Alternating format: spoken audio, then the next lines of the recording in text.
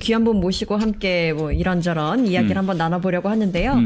박원순을 믿는 사람들이 오는 7월에 개봉 예정인 비극의 탄생, 그러니까 박원순 서울시장 사건의 진상을 다룬 다큐멘터리인데요. 요거 제작과 발표를 위해서 크라우드 펀딩에 나섰다고 합니다. 현재 다큐멘터리는 거의 완성 단계가 됐고 후반부 작업 그리고 배급 비용을 모으고 있는데 요 다큐멘터리에 인터뷰로 참여를 하시고 또 20대 여성으로서 고 박원순 시장 그 사건에 대해서 또 다른 목소리를 내오신 분입니다. 권윤지 작가님을 이 자리에 모셨습니다. 아유, 인사 부탁드릴게요. 어서 오십시오. 예, 어서 오십시오. 감사합니다. 예. 권윤지입니다. 예.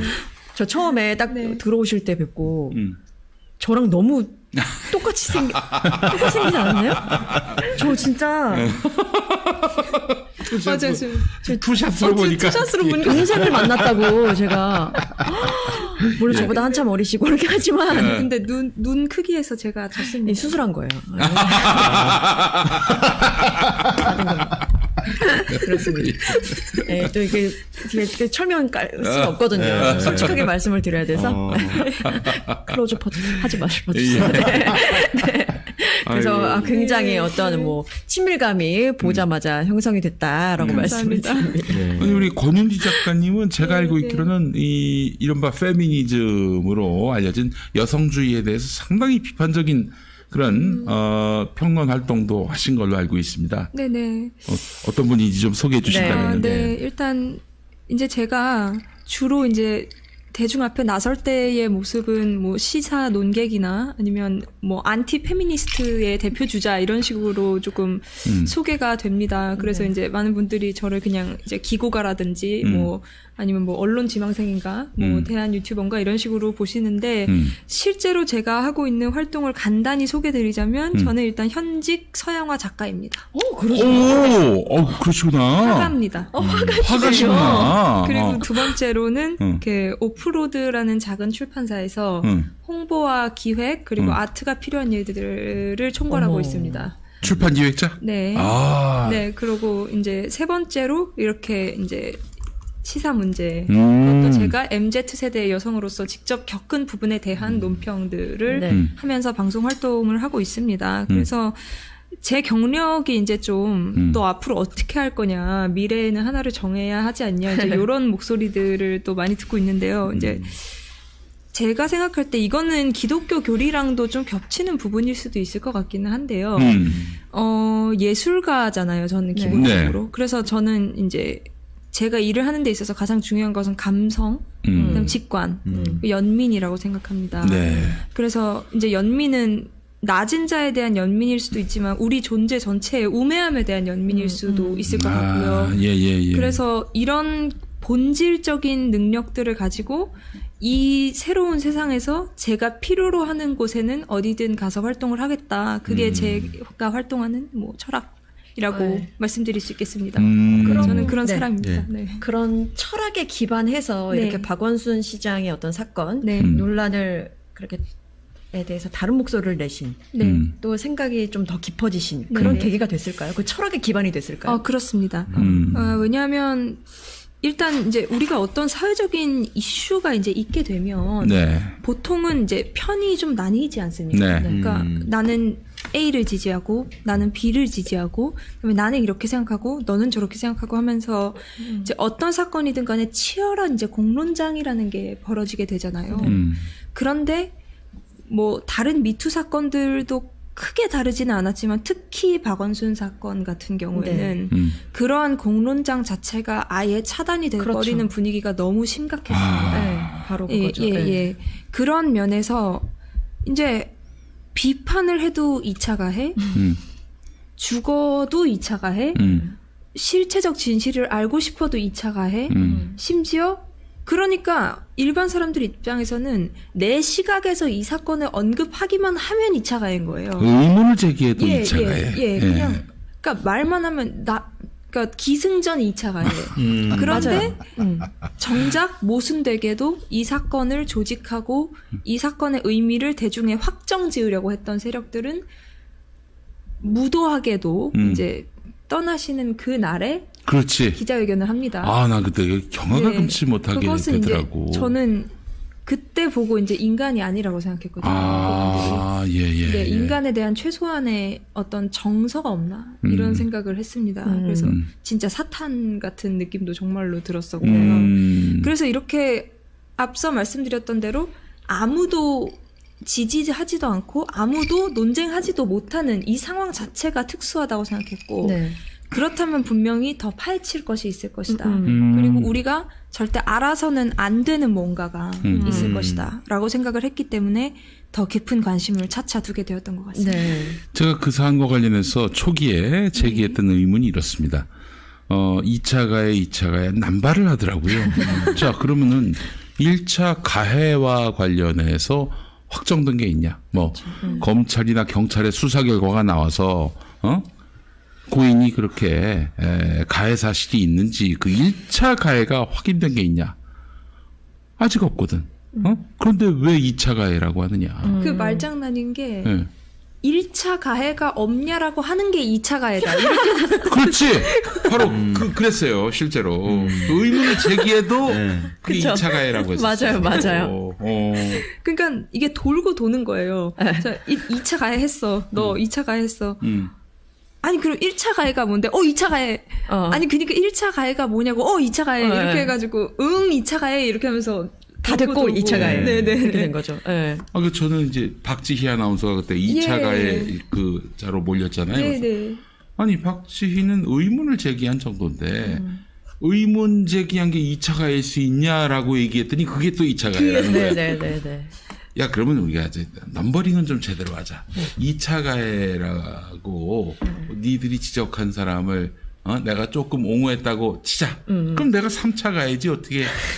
넘버링은 좀 제대로 하자. 차수는 똑바로 따지자. 그렇지. 네. 그런 얘기 있었는데 또 하나가 뭐냐면은 아니 그 피해 호소인도 아니고 그냥 피해자다.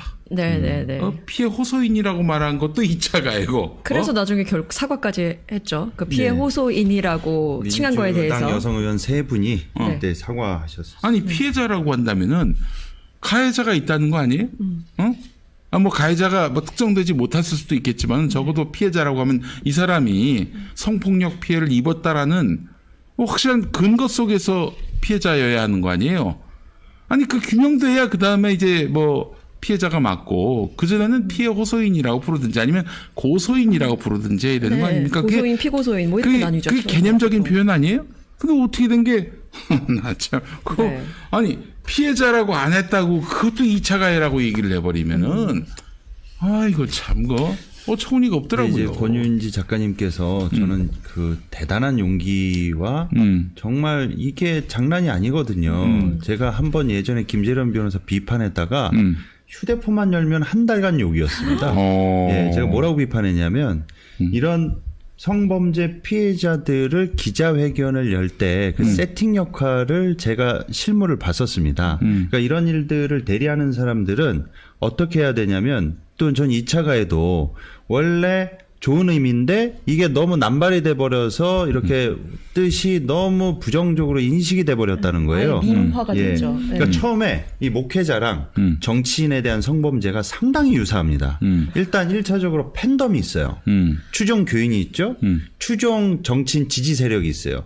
그런데 이 사람들의 합리적 사고를 하는 사람들을 제압을 하고 이걸 단속하려면 초창기 기자회견을 첫 스타트에 속전속결로 명확하게 빼박 증거를 까서 지지자들조차도 이거는 박 시장이 쉴드가 안 된다. 그렇게 제압을 해버려야 되는데 깔수록 유리하다는 말씀 아니십니까? 네, 그렇죠. 근데 하나도 안 까고 나 뭐 1차 기자회견 때도 공개를 안 하고 2차 때 하겠다고 했더니 그 초대한 것만 하고 그다음 경찰에 넘겼다. 경찰 수사 결과 보자고 하더니 경찰 수사 결과는 무혐의 나오고 이래 버릴수록 오히려 지지자들 입장에서는 뭐야 뭔가 없으니까 못 가는 거 아니야? 이런 식으로 해서 오히려 저는 김재련 측이 피해자 그 피해 호소인으로 하여금 2차 가해를 더 유도하게 만들었다고 보여졌거든요. 의도적으로 이걸 모를 리가 없거든요. 네.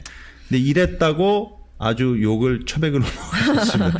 그런데 어떻게 네, 그렇죠. 네. 작가님께서는 목소리를 낼 수 있었는가? 이거 왕따 당하시고 장난 아니실 것 같으신데 어떻게 이렇게 목소리를 내게 되셨는지. 근데 사실 제가 왕따 당하는 거는 저는 상관이 없고요. 이제 제가 방금 말씀하신 그 김재련 씨에 대해서 그리고 이 사건 전체에 대해서도요. 제가 가장 분노했던 지점은 이 진짜 피해자가 우리 사회에 존재를 하지 않습니까? 네. 그러니까 정말로 성 피해를 입은 사람들이 그럼요, 있어요. 우리 사회에 존재를 하고 우리는 그들을 재활시키기 위해서 돕고 피해자로서의 충분한 지위를 부여하고 그렇게 그러니까 사회적이고 인간적이고 이 성적인 재활을 위해서 우리의 이 역량을 집중을 시켜야 되는 게 어떻게 보면 공동체의 이제 의무기도 하다고 생각을 합니다.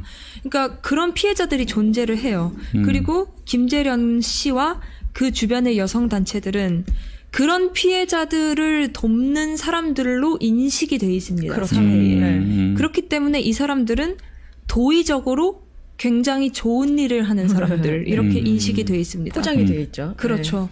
그런데 사람들은 그 내부를 잘 모르지 않습니까? 그러니까 겉으로 단체의 취지라든지 또 해바라기 센터라는 곳이 실제로 순기능도 있고 청소년들을 많이 이렇게 구제하기도 했고 그러니까 이 일반적으로 깔려있는 이 신뢰를 역이용한 거예요, 이 사람들이.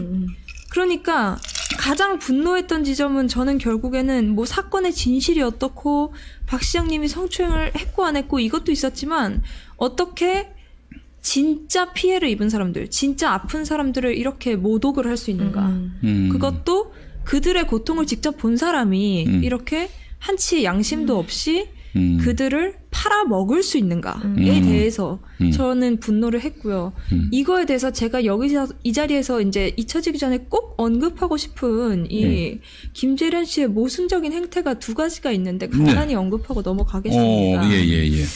이거는 제가 소송을 당해도 저를 지켜줄 이제 분들이 계시기 때문에 언급을 하는 겁니다. 김재련 씨가 그 박근혜 정부 시절 여성부 국장으로서 그렇죠. 여성가족부 국장을 했습니다. 여성가족부 국장으로서 위안부 합의를 이끌어냈습니다. 그런데 제가 봤을 때 물론 제가 이제 그 디테일한 내용을 지금 다 외우고 있지는 못해요. 그런데 그 당시 여론 그리고 그 당시에 제가 알고 있었던 그 상식적인 분위기 그리고 위안부에 대한 우리 민족의 어떤 인식에 비추어 봤을 때 그것은 할머니들에게 2차 가해를 하는 행위였습니다. 아, 그렇죠. 그리고 심지어는 인신매매적인 행위이기도 했습니다. 돈 먹고 떨어지세요. 이런 거였으니까요. 네. 그리고 그런데 그랬던 사람이 박원순 시장이라는 진정한 어떻게 보면 시민운동의 대부이자 페미니스트 남성 페미니스트 앞에서는 죽는 것도 2차 가해. 발인날 기자회견을 해버리고 이런 일을 저지르는 게 저는 이 사람이 악마로 보이더라고요. 그다음에 자, 두 번째 사실이 있습니다. 네. 이거는 이제 한동안 유튜브에 돌아다니면서 조금 유명하기도 했었습니다. 그런데 이제 한국수자원공사 여직원 이제 강간 이걸 치사라고 해야 되나요? 그러니까 강간 때문에 직접적으로 이제 사망한 건 아니지만 강간이 원인이 돼서 사망하게 되었던 한국수자원공사 여직원이 한 분 계셨습니다. 그런데 그 이제 유족께서 김재련 당시 또 여성부 그러니까 호소를 했는데 여러 가지 호소를 했는데 이제 안 되셨겠죠. 그래서 당시 여성부까지 가서 김재련 국장을 만나게 됐는데 그때 이분이 피해자 유족에게 막말을 하고 소리를 지르고 이런 영상이 유튜브에 돌아다녔습니다. 이거는 찾아보면 지금도 나오실 겁니다. 그런 사람이 또 카메라가 있다는 걸 알게 되니까 그리고 통화가 녹음되고 있다는 걸 알게 되니까 친절하게 아이고 어머니 이렇게 그래요. 이걸 못 봤네. 바꾸는 것까지 영상에 다 나와 있습니다. 그래서 제가 지금 화가 나가지고 처음 질문이 뭐였는지가 생각이 안 나는데 용기를 내게 된 계기였죠. 네네네. 용기를 내게 낼 수 된 있었는가 어떻게? 계기는 그냥 이런 식의 위선에 대한 분노. 그다음에 그냥 위선이면 괜찮아요. 내가 1,000원을 훔쳤는데 1,000원을 안 훔쳤어 하는 그런 위선은 괜찮습니다. 그런데 그게 타인의 고통을 짓밟고 공동체의 알 권리와 사유할 권리를 뺏어가는 그런 심각한 위선이라는 거는 제가 진짜 이 나라에 사는 한 존재해서는 안 되는 정도로 저한테는 분노할 만한 거였습니다. 그게 아마 제가 좀 더 분석하자면은 예. 예술가시잖아요. 예. 그 어떤 통념에 지배당하지 않는 고정관념에 지배당하지 않는 예술가적 기질로 봤을 때, 야, 입 닥쳐. 요거는 성폭력에 의한 가해야.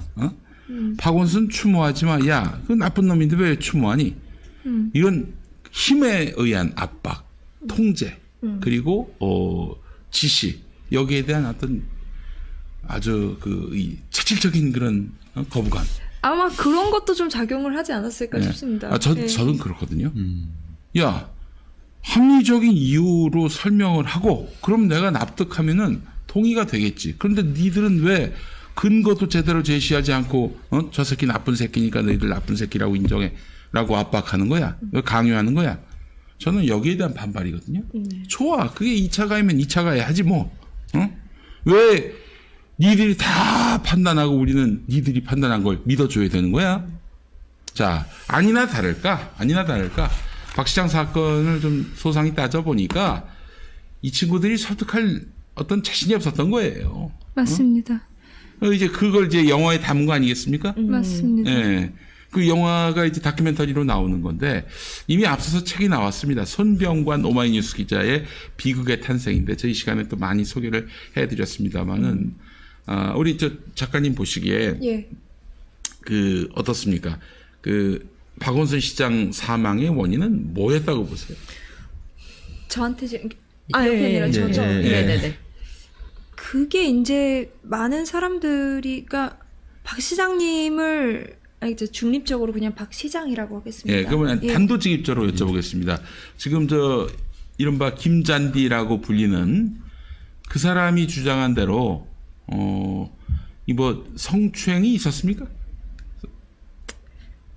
물증이 없습니다. 물증이 없어요. 네. 그리고 원래 질문으로 돌아가는 게 저는 좀 더 나을 것 같습니다. 왜 죽었냐? 네.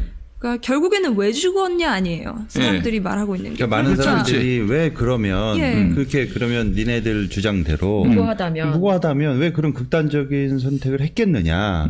그래서 이 일반적인 사람들은 그래도 뭔가 자기가 잘못한 게 있으니까 그런 죽음을 범죄 사실이 있기 때문에 그걸로 인해 망신당하고 싸우는 과정 중에 뭔가 이렇게 스트레스 받고 그러면 자기의 명예가 훼손되기 때문에 저런 극단적 선택을 한 게 아니겠느냐. 이렇게 보시는 분들이 꽤 있으시거든요. 인생으로서 손절했다. 그렇게 보는 시각이죠. 그 죽음에 대해서 이제 저는 성범죄 전문가도 아니고 또 제가 인문학을 전공하지도 않고 저는 가방끈이 짧습니다. 공부만 그러니까 그림만 그렸지. 그런데 이제 그렇기 때문에 제가 이제 무식하기 때문에 그 죽음에 대해서 저는 당당하게 얘기를 할 수 있는 부분이 있습니다. 뭐냐면 제가 다큐 트레일러에 보면은 니네가 그렇게 질문할 게 뻔하니까 돌아가신 거 아니야? 이렇게 하고 트레일러가 끝납니다. 그러니까 돌아가셨으나 살아계셨으나 뭐가 달랐겠는가라고 저는 질문을 하고 싶어요. 그러니까 우리가 이제 마녀 사냥을 얘기할 때 그런 형벌이 있지 않습니까? 무거운 돌을 묶어서 가라앉으면 마녀고 떠오르면 뭐죠? 어쨌든 그 신이 너를 지켜주신 거니까. 너를 지켜주신 거고 뭐 그런 게 있는데 근데 가라앉지 않을 수가 없잖아요. 그러니까 어차피 답은 정해져 있기 때문에. 그리고 또한 박원순 시장님의 죽음에는 굉장히 아이러니한 측면이 또 있습니다. 그렇기 때문에 이제 뭐 음모의 탄생이 아니라 비극의 탄생이라는 비극이라는 용어를 저는 기자께서도 감독께서도 사용했다고 생각을 합니다. 왜냐하면 박원순 시장께서는 우리나라에 실제로 여성 인권이 정말 열악할 때 여성이 사회생활하기도 힘들고 뭐 이제 어떤 독립적인 인간으로서 참 대우받지 못할 때에 서울대 우조교 사건을 통해서 네. 성희롱이라는 개념을 처음으로 우리 사회에 이렇게, 네. 이렇게 정립하고 전파한 그런 정도의 투철한 남성 페미니스트이자 시민운동가이십니다. 그전에는 성희롱이라는 개념 자체가 없었어요. 예. 그리고 그분은 자기가 이 유산으로 빚만 7억을 남기시면서까지 자신의 삶을 그 타인의 인권을 높이는 데 헌신하셨고요. 그리고 그분이 남긴 인적 유산들이 바로 이 사건에서 박원순 시장을 보내버리려고 했던 민주당 여성 의원들이기도 하고 시민단체에 있는 페미니스트들, 아무튼 우리가 지금 페미니스트 진영이라고 하는 그 모든 사람들이 어떻게 보면 박원순 시장님의 그늘 아래에 있는 사람들입니다. 그런데 그 사람들이 이 사건에 대해서 뭐라고 했습니까? 이런 사건에는 미투가 없다고 했고요. 그러니까 미투일 리가 없다는 얘기잖아요. 그리고 인권위원장 같은 경우에는 우리는 박원순을 밟고 넘어가야 된다라고 했고요. 네, 최영애. 아니 그냥 뭐 그 팩트만 간명하게 규명하면 될 일인데 뭘 밟고 넘어간다는 겁니까? 그 다음에 또 어떤 사람은 그런 말 했습니다. 역시 남자는 안 돼. 선거에서 여성 대표성을 늘려야 돼. 그게 결론이군요. 그게 결론입니다. 그러니까 더 줘. 이런 식으로 얘기를 이제 하기도 했고, 그 다음에 심지어 권인숙 의원이죠. 부천 성고문 사건의 피해자이면서 당시 박원순 변호사에게 변호를 받았던 이 어떻게 보면 은혜를 입은 사람이죠. 그 사람은 그런 사람도 그럴 리 없는 사람은 없습니다. 그러니까 가해자답지 않은 가해자는 없습니다. 이런 식으로 레디컬 이상의 레디컬 논조로 끌어간 겁니다. 그의 수혜를 입고 자라난 사람들이요. 그 얘기는 저기 저 정춘숙 씨라고 그 경기도 용인 지었고 용인 수지 지었고 거기 있는 사람도 그 얘기했어요. 울면서 눈물 뚝뚝 흘리면서. 그러니까 왜 차라리 울지 말고 울지라도 말지. 저는 그런 생각했어요. 울지라도 말지. 그러니까 돌아가셔도 이 상황인데 만약에 박 시장님께서 살아남으셔서 싸우려고 했다면 그 동지들의 배신이며 또 동지들이 살아있는 사람에게 씌우는 그 오명들이며 그런 것들을 어떤 사람이 견딜 수 있었겠습니까? 그리고 상황이 이렇게까지 된 데에는 분명히 나의 책임도 있다라는 어떤 인식도 있었을 거고 그래서 저는 그 일생 자체가 그렇게 마무리된 것이 그것 자체가 비극이 아니었나. 그러니까 찰리 채플린이 인생은 가까이서 보면 비극인데 멀리서 보면 희극이라고 했잖아요. 그런데 박원순 시장의 인생은 반대로 가까이서 보면 모든 게 희극이었는데 멀리서 보니까 비극이었다. 저는 그렇게 해석하고 있습니다. 네. 그래서 왜 죽었냐는 질문에 대해서 저는 이렇게 답합니다. 네. 그래요. 참 그때를 전후로 해서 전후가 됐는지 아니면 그게 가장 뭐 이렇게 확 폭발력이 생겼는지 모르겠는데 그때 이후로 페미니즘에 대한 어떤 뭐라 그래야 될까요? 환경이라고 해야 될까요? 영향력이라고 해야 될까요? 그게 확 달라진 것 같아요. 그때 기점으로 더. 근데 저는 그게 마지막 발악이라고 봅니다. 그게 끝물이었다. 네. 왜냐하면 사실은 이제 페미니스트들의 영향력이 가장 강력할 때에는 그 문재인 정부 중반기 때였다고 저는 생각을 합니다. 그때는 이제 특별한 사건은 없었죠. 네네네. 근데 그때 이제 우리가 뉴스 포털을 열어보면 어떤 기사나 뭐 기획 기사 같은 것들이 뭐 왜 뭐 남의 집 제사상을 우리가 차려줘야 되죠. 뭐 이런 식의 어떤 여론 형성, 그러니까 분위기, 인식의 틀을 새로운 인식의 틀을 이 독자들한테 박아 넣으려는 그런 시도들이 가장 활발했던 때이기도 했고요. 그 다음에 또 우리는 이 민주진영에서 페미니스트 비판이 늦어진 것에는 이런 이제 중요한 이유가 있는데요. 촛불혁명이 있지 않았습니까? 네. 그때 우리는 완전한 민주화, 불가역적인 민주화 이런 것들을 꿈꾸면서 공론장에 나가서 저도 매주 시위를 했습니다. 그런데 그때 페미니스트들이 거기에 끼어들어서 그러니까 숟가락을 얹은 거죠. 그래서 여성의 평등을 이루는 것이 진정한 민주화다.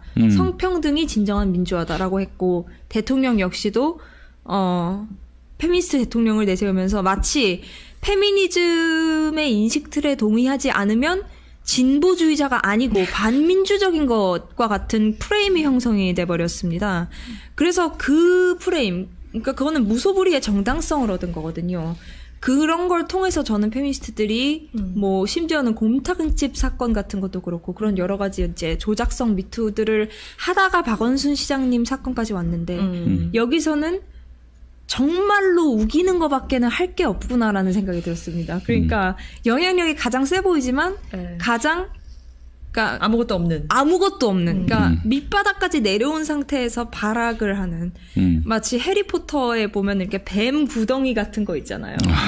네, 거기서 뱀들이 막 이렇게 우글우글거리고 해리포터가 그 위에서 내려다보잖아요. 그런 것처럼 가장 세 보이지만 가장 아무것도 추악한 가장 아무것도 없는 이게 소수의 그 페미니스트들 그 페미니즘 리더들뿐만 아니라요. 그게 그런 배타성이 당연하다라고 여기는 페미니즘에 학습된 전문인들이 사회 각처에 이제 들어가면서 일단 어떤 그 기득권 집단이 돼버립니다. 그래서 페미니즘에 대해서 조금이라도 이견이 있거나 반대적인 어떤 정세가 있는 사람들은 다 그 무대에 못 서게 만드는 거죠. 페미니즘의 기득권성은 다른 게 아니라 모든 남성에 대한 생사 여탈권을 쥐어버린다는 겁니다. 아, 정확하게 보셨습니다. 어떤 여성이든. 그러니까 예를 들어서 뭐 그러려겠지만 제가 방송 끝나고 나서 갑자기 막 뛰어요. 뛰어가지고 경찰서로 가가지고 김용민 이사장님 성추행을 조심하세요. 이러면 제가 저 호칭을 어떻게 목사님의 이사장님 그냥 나는 그 순간 생사 여탈권을 제 손에 갖는 겁니다. 그것은 권력이면서 나쁜 사람들만 느낄 수 있는 종류의 쾌락이기도 하고요. 그다음에 홍위병이라는 게 있었지 않습니까? 그러니까 권력형 이제 페미니스트들, 그 페미니즘 스피커, 여론 형성에 기여를 했던 사람들은 그렇게 하는 게 당신들이 이 외부의 이 한남들한테 그렇게 하는 게 이 사회를 올바로 이끌어가는 길이야. 오래된 이 남성 패권주의를 종식시킬 수 있는. 그러니까 당신들은 영웅이야. 그리고 헷갈려하지 마. 당신 성추행 당한 거 맞아. 그거 폭력 맞아. 정상적인 거 아니야. 그게 성폭력이야라고 주입을 시키는 거죠. 성추행이 뭐 다른 거야? 막 이런 식으로 가니까 이게 홍위병이 뭐 젊은 여성의 거의 70%, 80% 이렇게 어떤 새로운 어떤 문화 정서나 집단적인 사유 체계 같은 걸 형성을 해버린 겁니다. 요즘 보면 근데 페미니스트들의 발언이나 영향이 많이 줄어든 듯한 느낌이거든요. 요즘 어떠세요? MZ라고 제가 좀 분류시켜드리고 싶지는 않은데. 아니, 분류시키셔야 됩니다. 그럴까요? 아니, 왜냐하면 MZ는 MZ를 굉장히 싫어한다고 하던데. 안 그렇게 분류하는. 알겠습니다. MZ. MZ 작가님으로서 주변의 20대 여성들 어떤 생각, 고 박원순 시장님에 대한 이야기를 직접적으로 나누진 않겠지만 어떤 그런 분위기는 어때요? 페미니즘에 대한 분위기? 페미니즘이 그냥 이제 근데 MZ는 참 어려운 게요. MZ는 정말 어려운 세대고 MZ는 가능성도 많고 이 망할 수 있는 요소도 정말 많은 세대입니다. 그러니까 왜냐하면 MZ의 정의감이랑 결국 MZ가 페미니즘을 신봉하는 이유는 정의감 때문인데요. 우리가 지금까지 MZ 이전 세대의 정의감은 굉장히 이제 거악에 대한 거 아니었습니까? 그렇지. 군부 독재 아니면 국정농단, 거대한 비리 뭐 이런 거. 그런데 MZ의 정의감은 그런 데 있지 않습니다. MZ는 평화시대와 저성장 시대의 국민들입니다. 그렇기 때문에 MZ의 분노는 일상에서 어떻게 더 공정해질 것인가. 어떻게 하면 우리가 서로에게 덜 폭력적이고 서로를 덜 침해하면서 평화롭게 공존할 수 있을 것인가. 어떻게 하면 진실이나 정의 같은 큰 가치, 큰 얘기에서 다뤄지던 가치들이 일상에서도 작동하게 할 수 있을 것인가라는 물음을 MZ는 항상 던지고 있습니다.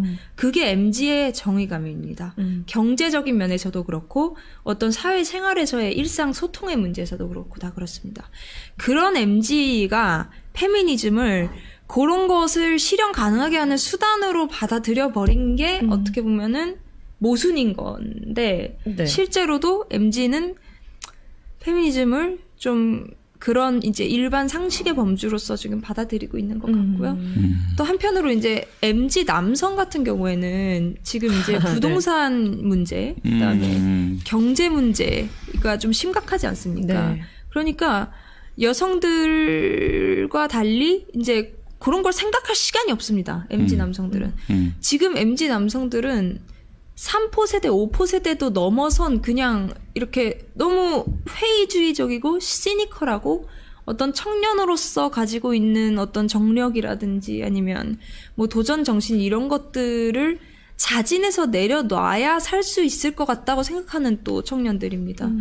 그렇기 때문에 생각보다 MZ 내에서의 젠더 갈등이 그렇게 심하지는 않습니다. 커뮤니티가 전부도 아니고요. 제가 볼 땐 그렇습니다. 네. 다만 제가 말씀드린 이 MZ의 성향, MZ 특유의 정의감이라는 것에 페미니즘이 효과적으로 파고들어 있고 앞으로 페미니즘이 아니더라도 또 어떤 나쁜 마음을 먹는 정치가나 선동가가 있을 수 있지 않겠습니까? 네. 그 사람들이 MZ의 이러한 성향을 이용할 수 있다라는 점도 우리는 유념해야 될 것 같습니다. 제가 그래서 그 MZ 세대들, 그 20대 여성 청년들, 목사다 보니까 이제 그런 청년들을 만나잖아요. 네. 그럼 저한테 목사님 왜 맨날 피해호소인이란 단어를 쓰세요? 그거 2차 가해 단어입니다. 제발 좀 쓰지 마세요. 저한테 그렇게 좀 항의를 했어요. 그래서 제가 물어봤습니다. 너 그 피해호소인 단어 누가 만들었는지 알아? 그러게요. 여성운동 진영에서 만들었고. 자, 고소를 했니? 안 했잖아요. 그럼 피해 사실이 입증됐니? 안 됐잖아요. 그럼 뭐라고 불러? 피해자도 아니고 고소인도 아니고 고발인 아닌가요? 그러니까 정확히 얘기하면 고발인 또는 고소인. 고소인. 그래서 피해 호소인이란 단어를 영상을 찾아보면 여러분 옛날에 심상정 의원서부터 여성운동 진영에서 상습적으로 자기네들이 가해자가 만약에 가해 사실이 아닌데 가해자라고 규정해서 그 가해자 당사자와 주변 가족들이 너무나 처참한 피해를 입기 때문에 사법 처리가 완전히 사법적 판단이 끝나지 않은 경우에는 우리가 피해 호소인이라고 쓰자라고 여성운동 진영에서 착안해서 공공연하게 써왔는데 아니 그래서 내가 쓴 건데 왜 그걸 갖다 뭐라 그래. 그냥 저는 더 여기서 그 당시에 짜증이 났었던 게 뭐냐면 피해 호소인은 그 박원순 서울시장을 지지하는 지지층들이 착안해낸 단어가 전혀 아니라 원래부터 여성운동 진영에서 가짜 미투로 인해 피해를 입은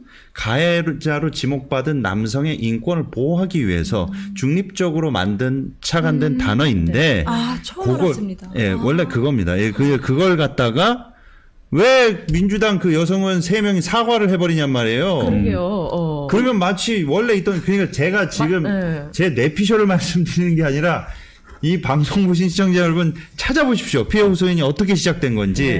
그 뭐 이제 제가 정확하게 기억이 안 나요. 오마이뉴스인가요? 그 미디어 오늘인가 어떤 기자님이 일목요연하게 그 단어가 어떻게 착안되고 써왔는지 정리된 게 있습니다. 그런데 이걸 갖다가 무슨 이게 그래서 제가 가장 이게 우려스러운 게 이런 어떤 젠더의 문제를 정치의 영역으로 가져가 버려가지고 정쟁화 시켜버리면 저 답이 안 나옵니다. 그리고 끝없는 싸움만 나고 이 과정 중에 가장 피해를 입는 사람들은 진짜 피해자들이 피해를 입는다는 거죠. 맞습니다. 예. 그 일단 영화 얘기를 또 안 할 수가 없을 텐데 영화가 지금 거의 다 제작이 제작이 거의 완료되었습니다. 완료됐습니다. 이 영화에 어떤 뭐 결론이 있습니까? 이 사건과 관련한 뭐 결론이요. 근데 사실 이제 저도 전체를 보지는 못했습니다. 아직은 아직 시사가 안 됐을 수도 있죠. 그러니까 저희가 이제 지금은 이제 제작이 거의 끝났고 편집 막바지 단계와 이제 개봉을 앞두고 펀딩을 추진하고 있는 상황입니다. 공부를 좀 하셔야겠네요. 그러면 크라우드 펀딩 관련. 그런데 홍보. 공부는 많이 하신 것 같고. 그런데 이게 잘 이제 모르는 사실이 뭐냐면 저희가 크라우드 펀딩을 원래 이제 이 업체가 있지 않습니까? 크라우드 펀딩 업체를 통해서 시도를 했는데 몇 군데는 아예 거부. 아이고. 다른 군데는 그렇지. 성사가 되려다가 내부 반발로 거부. 그래서 저희가 크라우드 펀딩을 하지 않고 있습니다. 그래요? 네. 그러면 저희가 그래서 법적인 이 합법성을 이제 추구를 해야 되기 때문에 그래서 모든 크라우드 펀딩이 갑자기 다 막혀버린 겁니다. 그래서 저희가 죄송한데 말 끊어 죄송한데 이선옥 작가도 아주 대표적인 여성주의 비판 작가잖아요. 네. 출판사를 못 구해서 글은 다 써놨는데 그거 부지기수였어요. 예, 그래서 저희가 이제 여기서부터 이제 공지도 될 수 있겠는데요. 해주세요. 이 다큐에 후원을 하고 싶어 하시는 분들이 굉장히 많이 계십니다. 그리고 다큐는 어떤 결론을 내리는 게 아니라 진실을 중립적으로 담고 있습니다. 그래서 저희가 크라우드 펀딩 회사의 도움 없이도 이 모금과 개봉, 배급에 필요한 돈을 모으기 위해서 이 박원순 다큐멘터리 제작위원회, 박원순을 믿는 사람들이라는 임의 단체를 설립했습니다. 네. 박원순을 믿는 사람들. 그렇게만 쳐도 나옵니다. 박원순을 믿는 사람들. 지금 포털에서 박원순을 믿는 사람들. 그래서 저희가 독립된 도메인이 있고요. 그 다음에 이제 후원 링크가 있고요. 후원 링크 이런 거는 방송 끝나고 나중에 제가 이제 여기 행정 보시는 분들께 받아서 공지를 뭐 할 수 있으면 하겠습니다. 저희 더보기란에다가 링크를 해놓겠습니다. 박원순을 믿는 사람들. 공식 홈페이지, 그 다음에 후원 링크, 유튜브 채널, 그 다음에 이제 그 트위터 계정 이런 식으로 저희가 운영을 하고 있고요. 그 다음에 이 후원 회비는 제가 이제 행정적인 상황을 백업을 계속 받는데 저도 이제 좀 헷갈려가지고 구글 폼을 통해서 하는 편이 이제 가장 이제 여기 측에서 운영을 하시기가 조금 좋다고 하십니다. 그러니까 그거는 이제 방송 끝나고 제가 링크를 다 받아가지고 이 QR코드까지 같이 받을 수 있는 거는 다 받아가지고 요 밑에 올라갈 수 있게 조치하겠습니다. 그러니까 이게 그리고 저희가 뭐 크라우드 펀딩 거부당하기 전에도 이거를 도대체가 이제 상영을 할 수는 있는 거냐 이런 분위기였고. 그렇지. 그래서 저희가 일전에 이제 다스베이다 녹화를 하고 이제 뒤풀이를 간단하게 했습니다. 옆에 식당에서. 근데 감독님께서 이렇게 식사를 하시다가 나 영화 제작한 이후로 사람 이렇게 많이 모인 거 처음이야 이러셨는데 그날 한 10명 남짓 있었거든요. 그래서 그 정도로 열악한 환경에서 만들어졌습니다. 참 같은 문제의식을 가진 분들께 많은 후원과 협조를 부탁드리는 바입니다. 자, 여러분 고정 댓글로 올라와 있네요. 고정 댓글로. 올라와 있습니까? 올라와 있어요. 그래요. 옆에 저기 고정 댓글에도 올라와 있고 더보기에도 저희가 링크를 해놓을 테니까 여러분 좀 많이 들어가셔서 박원순을 믿는 사람들 링크 들어가시면 되겠습니다. 대충 알 것 같습니다. 아직 김용민 TV가 올렸어요. 저분이 올리셨어요. 여러분 많이 들어가셔서 많이 도와주시면 감사하겠습니다. 왜냐하면은 우리 팀원이 올리신 줄 알고. 왜냐하면은 이렇게 해서 박원순 시장의 명예 회복도 필요하겠지만은 무엇보다도 이렇게 장악한 어떤 세력이 국민에게 합리적 설명 없이 논거 없이 믿어. 안 믿어? 너 가해자야. 이렇게 몰아세우는 이건 파시즘이라고 저는 보거든요. 저도요. 파시즘이에요. 파시즘을 몰아내는 것이 이 지성을 갖고 있는 민주 시민의 그런 책무라고 저는 생각을 합니다. 저 보십시오. 지금 조용하잖아요. 우리 페미니즘. 조용하죠. 조용한데 만약 민주정부 들어서 봐. 언제 나타났는지 또 나타나가지고 꿇어 이럴 거란 말이에요. 저는 그 점이 너무 싫습니다. 그러니까 이분들은 권력자를 날리지 않아요. 권력이 없고 타격감이 있는 사람을 날립니다. 그렇지. 그 사람들은 알려진 사람들. 그 사람들은 누굽니까? 진보 인사들이죠. 그렇지. 그런데 페미니즘은 마치 본인들이 영원히 언제나 진보의 가장 친한 친구이자 이렇게 동류 같은 맥이었던 것처럼 행사를 합니다. 그렇지. 그러면서 내부 사냥을 계속합니다. 이런 행태는 너무 비겁한 겁니다, 진짜. 맞습니다. 아니 그렇지 않아도 전에 이선옥 TV에 나온 거 보니까 어떤 노동자분이 계신데 여성 노동자예요. 이름 없는 그분 말씀이 그 직장에서 그 이런 성범죄를 당해가지고 예. 호소를 했더니 페미니스트들이 다 그냥 알아서 해결하시라고 그랬다는 거예요. 왜냐? 유명하지 않기 때문에. 제가 수자원공사 말씀드렸잖아요. 예. 그런 식인 거죠. 아이고. 보십시오. 이게 어딨어? 어느 성범죄는 옹호해도 되고, 어느 성범죄는 말하자면은 피해자를 옹호해도 되고, 어느 성범죄는 피해자를 옹호할 필요가 없고, 그런 게 어딨어요? 이 그렇든 이 권력화된 권력형 페미니즘을 바로잡지 않으면은 우리 사회 성평등은 요원해집니다. 네. 동의합니다. 예. 네. 그리고 제2, 제3의 박원순이 항상 이렇게 덫을 놓고 사냥이 될 거예요. 예. 그렇기 때문에 우리가 바로 잡아야 되고 뭐 제가 차마 이런 얘기까지는 안 하려고 그랬는데 민주당 계열의 이런 뭐 단체들 있죠. 뭐 자치단체도 그렇고 뭐 정당도 그렇고 이 페미니즘 그룹들이 있어가지고 무슨 여성 이렇게 그 멤버가 들어오면은 묻는다는 거야.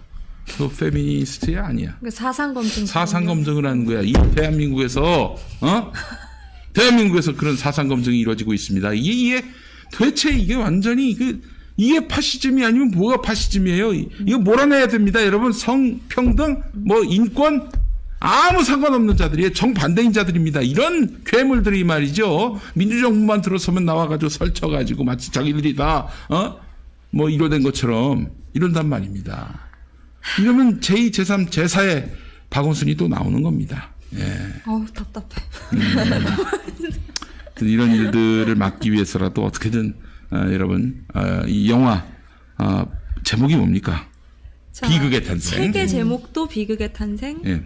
다큐 영화의 제목도 비극의 탄생. 네, 그렇습니다. 네. 자, 아마 얘네들은 틀림없이 이 영화가 불편한 얘네들은 1절 침묵할 겁니다. 시비도 안 걸 거예요. 왜냐? 화제가 될까 봐. 왜냐하면 손병관 기자께서 책을 쓰시고 기자께서 이제 나는 죽었구나. 소송 엄청 겁나 걸리겠네. 이렇게 하고 계셨대요.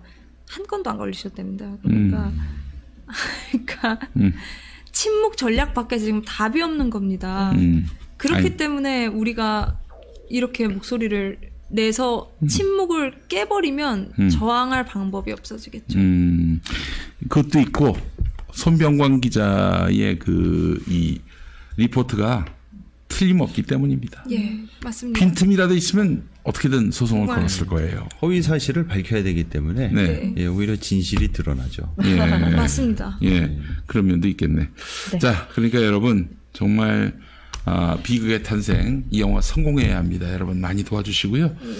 다시 한번 우리 링크에 또 더보기에 연결해 놓았습니다. 박원순을 믿는 사람들 여기 들어가셔서 적극적으로 펀딩에 동참해 주시면 감사하겠습니다. 많이 얼마나 남았어요? 지금 뭐가요? 목표 액수에. 목표 액수예요. 네. 그런 행정적인 것들은 이제 예. 제가 이렇게 대리해서 말씀드리기에는 좀 복잡해가지고요. 네, 뭐 작가님 모르시는 할 수 있어. 왜냐하면 이렇게 저희가 분장이 딱 돼 있어가지고 모든 상황을 다 공유하는 건 아닙니다. 여기 이 박원순을 믿는 사람들 여기 멤버들을 제가 몇 분 아는데 정말 진실되게 서울시정에 임했던 분들이고 그 박원순의 이제 말하자면은 동료들이지. 네. 박원순을 잊지 못하는 사람들이에요. 옛 동료라도 박 시장이 개판으로 했으면은 개차반으로 했으면은 돌아가신 분을 뭐하러 이렇게 명예회복하려고 애를 쓰겠어요. 제가 가끔 이제 저는 일면식이 없습니다. 그런데 시장님과 가끔 이렇게 마음이 아플 때가 있는 게 이 동료 옛 친구들께서 원순 씨라고 하시더라고요. 맞아요. 그렇게 말씀하세요. 예. 근데 그 호칭이 참 어쩔 때는 갑자기 이렇게 문득 훅 치고 들어오면서 원순 씨 이렇게 가깝게 좀 그렇게 말씀하시더라고요. 그리고 박 시장님 때 김용민이가 덕본 거 하나 없어요. 박 시장한테 엄청나게 덕본 것들이 지금 등 돌리고 성범죄자라고 손가락질하고 저는 박 시장님한테 솔직히 섭섭한 게 많습니다. 그렇지만 그 양반은 이렇게 돌아가시고 완전히 인간 쓰레기가 돼버린 이 현실에서는 이거는 정의의 관점에서도 이걸 그냥 방치할 수가 없겠더라고요. 여러분 김용민 TV 시청하시는 분들 김어준 나가서도 저기 굉장히 많은 분들이 협력했다고 그러는데 김어준보다 김용민이 낫지 않습니까? 동의합니다. 동의합니다. 경쟁이 붙었어요. 경쟁이 붙었으니까 저 우리 박원순을 믿는 사람들 많이 들어가셔서 아주 펀딩 시원하게 해주시면 감사하겠습니다. 네. 예. 감사합니다. 네, 오늘 방송 여기까지 해야겠네요. 원래 보통 1시간 10분 정도 하지 않나요? 오늘 굉장히 길게 오늘 하게 길었나요? 아니요. 좋았다는 이야기입니다. 근데 이게 질문지에는 마지막으로 말씀 인도하셔도 됩니다. 쓰라고 해가지고 이제 다름 아니고요. 근데 아까 사실 공지를 해버린 게 이게 마지막 얘기가 돼버려가지고요. 그런데 이제 저는 우리의 이 작업이 단지 진실을 밝히는 것이 아니라 진실 이상의 가치를 갖도록 하는 작업이라고 믿으면서 작업에 임하고 있습니다. 네. 그 점을 이제 꼭 기억하시고, 그러니까 내가 진실을 밝히기 위해서 투자한 자가 아니라 진실 그 이상의 가치를 낳아서 우리 공동체를 더 성숙하게 한다는 그러한 마음을 보태주시기를 간곡히 부탁드리고요. 그다음에 이제 좀 속보이는 말씀을 드려서 죄송하지만 5월 17일에 지금까지 저의 모든 페미니즘에 대한 직접 경험과 문제의식을 담은 책이 발간됩니다. 우리 권 작가님 책이. 저서가 저인 책이 발간됩니다. 제목이 파괴할 수 없는 것인데요. 파괴할 수 없는 것. 파괴할 수 없는 것은 어떤 인간성, 연민, 진실, 이런 것들을 이제 의미합니다. 그래서 발간일이 지금 출판사랑 5월 17일로 얘기가 돼 있고요. 그래서 이 책도 나중에 관심을 가져주셨으면 감사하겠습니다. 네, 알겠습니다. 지금 속물 같아서. 아니, 별 말씀도 하세요. 너무 좋습니다. 조금 그렇긴 했는데 괜찮았습니다. 네, 진짜 걱정. 아니에요, 농담입니다. 여기까지 방송해야겠는데요, 그렇죠? 지금 1시간 반이 흘렀습니다. 이렇게 시간 어떻게 흘렀는지 모르겠어요. 네, 저도 그렇습니다. 오늘 저는 대타로 함께했고요. 다음에는 원래 멤버 그대로 방송이 되도록 하겠습니다. 방송 마치도록 하겠습니다. 시청해주신 여러분 고맙습니다. 네, 감사합니다. 감사합니다.